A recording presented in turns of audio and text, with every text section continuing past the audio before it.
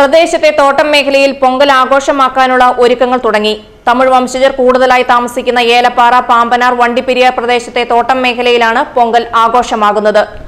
തമിഴ് മാസമായ മാർഗഴി അവസാന ദിവസം തുടങ്ങി തൈമാസം 3-ാം തീയതി വരെയാണ് പൊങ്കൽ ദിനങ്ങൾ. ഓരോ ദിവസങ്ങൾക്കും വ്യത്യസ്ത ചടങ്ങുകളും വിശ്വാസവുമാണ് ഉള്ളത്. വീടുകൾ വൃത്തിയാക്കി അലങ്കരിച്ചും പ്രധാന വാതിലിൽ കാപ്പുകെട്ടി കോലങ്ങൾ വരച്ചുമാണ് ആഘോഷങ്ങൾ ആരംഭിക്കുന്നത്. പൊങ്കൽ ആഘോഷങ്ങളുടെ പ്രധാന ഇനം കരിമ്പാണ്. തമിഴ്നാട്ടിൽ നിന്നും വലിയ തോതിൽ കരിമ്പുകൾ വിപണിയിലെത്തിക്കഴിഞ്ഞു. മാർഗഴി മാസത്തിന്റെ അവസാന ദിവസമാണ് ഭോഗി എന്നറിയപ്പെടുന്നത്. ഈ ദിവസം നല്ല വിള കിട്ടാൻ അനുയോജ്യമായ കാലാവസ്ഥ നൽകിയ സൂര്യഭഗവാന് നന്ദി അറിയിക്കുകയും വരും വർഷത്തെ വിളവെടുപ്പ് നന്നാവണമെന്ന് പ്രാർത്ഥിക്കുകയും ചെയ്യും.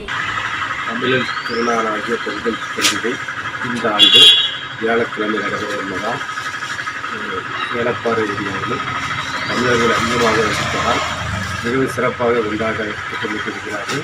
கொண்டாடிக்கு தயாராக இருக்கிறார்கள். ஆகவே பொங்கலுக்கு தேவையான கரும்பு மற்றும் பல வகைகளும் சர்க்கரை வகையான நெல்களும் மளிகை கடையில் ஏராளமாக கொண்டாடணும் உள்ளன.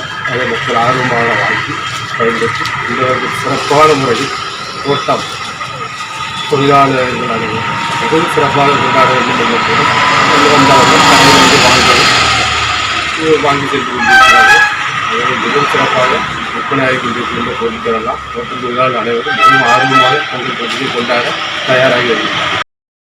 വീട്ടിലുള്ള പഴയ സാധനങ്ങൾ ചാണകവും തടിയും ഉപയോഗിച്ച് കത്തിക്കുന്നതോടെ ഭോഗി ദിനം അവസാനിക്കും. പ്രധാന ആഘോഷമായ തൈപ്പൊങ്കൽ തൈമാസം 1-ാം തീയതിയാണ് ആഘോഷിക്കുന്നത്. തൈപ്പൊങ്കൽ ദിവസം പ്രത്യേക പൂജകൾ ഉണ്ടാവും. മുറ്റത്ത് വർണ്ണാഭമായ കോലമൊരുക്കും. കോലത്തിന് സമീപം അടുപ്പ് പൂട്ടി അരി പാലിൽ വേവിക്കും. അരി, കരിമ്പ്, പഴം, നാളികേരം എന്നിവ സൂര്യനെ സമർപ്പിക്കും. വീട്ടുകാർ പുത്തൻ വസ്ത്രങ്ങൾ ധരിക്കുകയും സമ്മാനങ്ങൾ കൈമാറുകയും ചെയ്യും. 3-ാം ദിനം മാട്ടുപൊങ്കലാണ്. മാട്ടുപൊങ്കലിന് കന്നുകാലികളെ കുളിപ്പിച്ച് ഭസ്മവും വർണ്ണപ്പൊടികളും അണിയിച്ച് അലങ്കരിച്ച് പൂജകൾ നടത്തും. ഭഗവാൻ ശിവൻ തന്റെ വാഹനമായ നന്ദിയെ ശപിച്ചുവെന്നും തുടർന്ന് നന്ദി ഭൂമിയിലെത്തി കർഷകരെ നിലമുഴാൻ സഹായിച്ചുവെന്നും വിശ്വാസമുണ്ട്. ജല്ലിക്കെട്ട് നടക്കുന്നതും ഈ ദിവസമാണ്. 4-ാം ദിവസം കാണും പൊങ്കൽ എന്ന ആഘോഷമാണ്. ബന്ധുക്കളും സുഹൃത്തുക്കളും ഒത്തുകൂടുകയും സമ്മാനങ്ങൾ കൈമാറുകയും ചെയ്യുന്ന ദിവസമാണിത്. തമിഴ് പുതുവർഷാരംഭം കൂടിയാണ് പൊങ്കൽ.